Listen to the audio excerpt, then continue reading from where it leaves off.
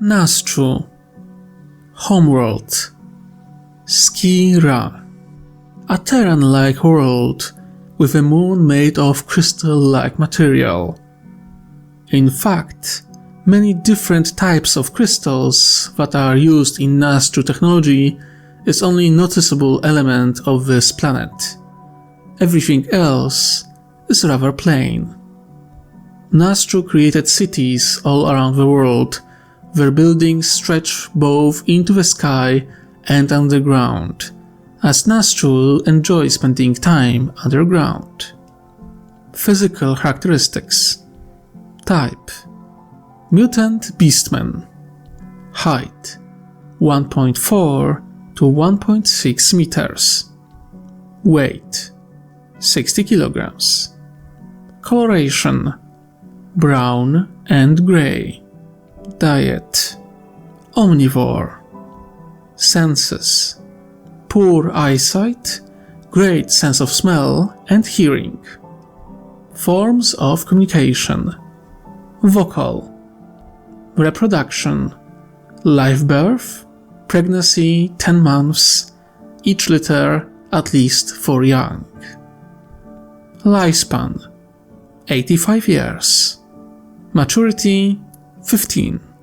Special traits: Nazchoo are far more agile than standard humans. They are great diggers and can somewhat compress their own bodies to fit into tight passages. Even with their poorer eyesight, their sense of smell and hearing allows them to navigate quite easily. Nazchoo have very strong claws that can be used as much as digging as in fighting. They are surprisingly adept swimmers and can hold their breath far longer than standard humans. They enjoy spending time underground. Psychological characteristics. Nazchoo were once people who enjoyed personal freedom and idea of democracy. Everything was talked over.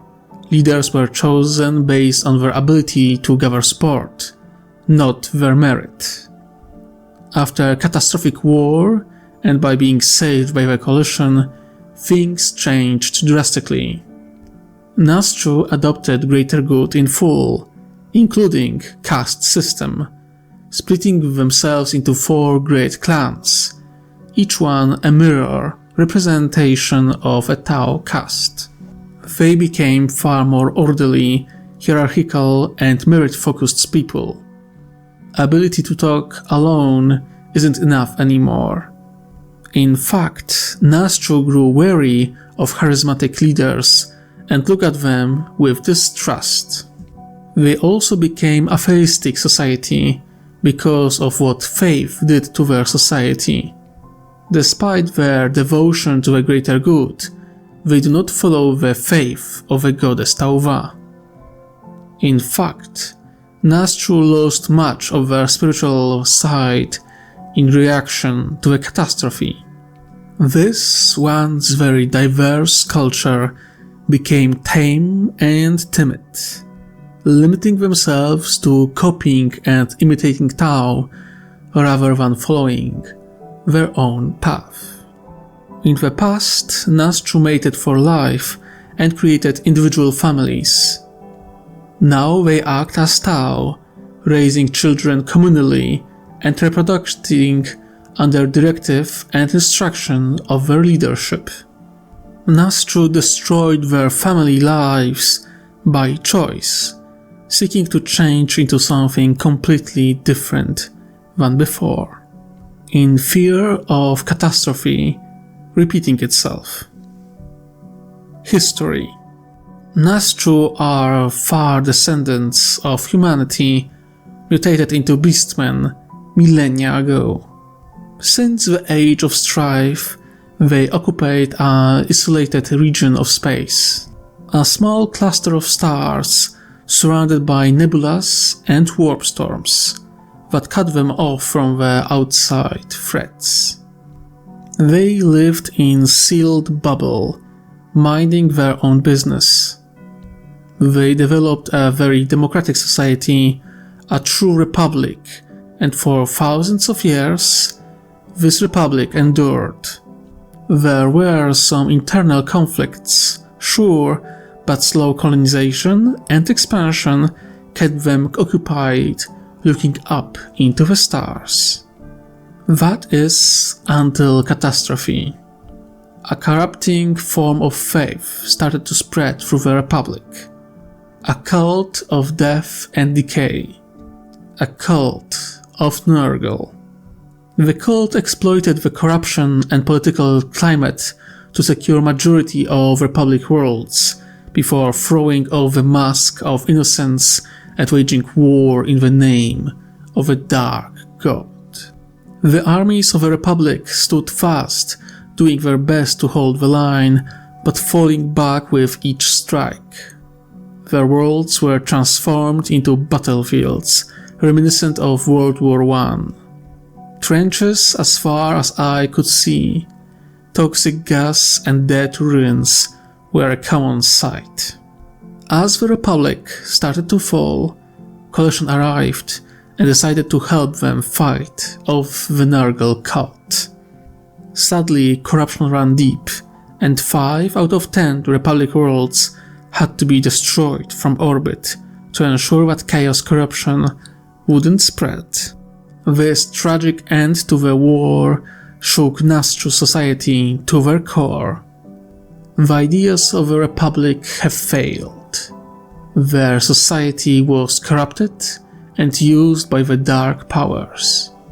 And so, Nazchoo decided to abandon their own culture and adopt that one of the Tau, asking them to be directly annexed and ruled over, as they lost faith in the idea that they could govern themselves.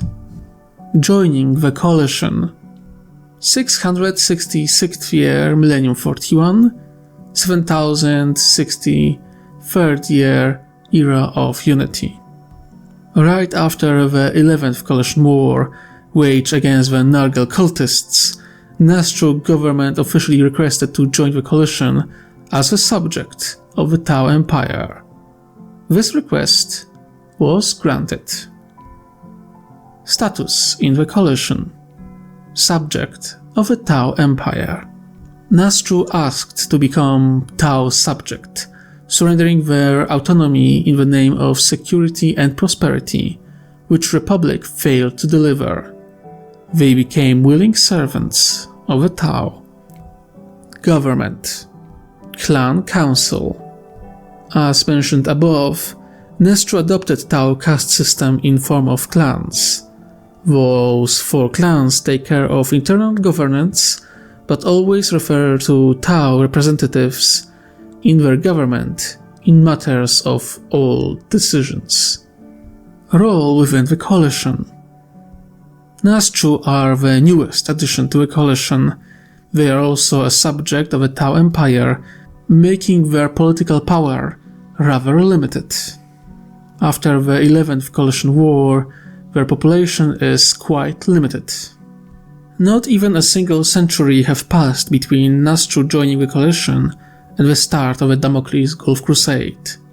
Their society still heals from the wounds of the previous war. They don't have enough people or industry to have any real influence in the coalition, but they are eager to prove themselves.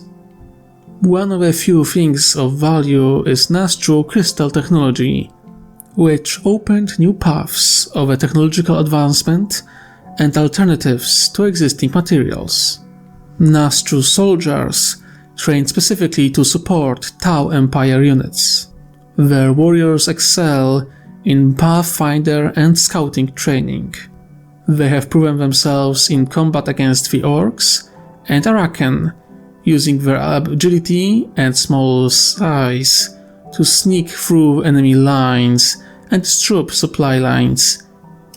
What is less known is that Nazchoo are trained as spies and agents of a coalition. Their anatomy giving them many advantages, perfect for assassins and infiltrators. Those special forces will see their first real deployment during the Damocles Gulf Crusade.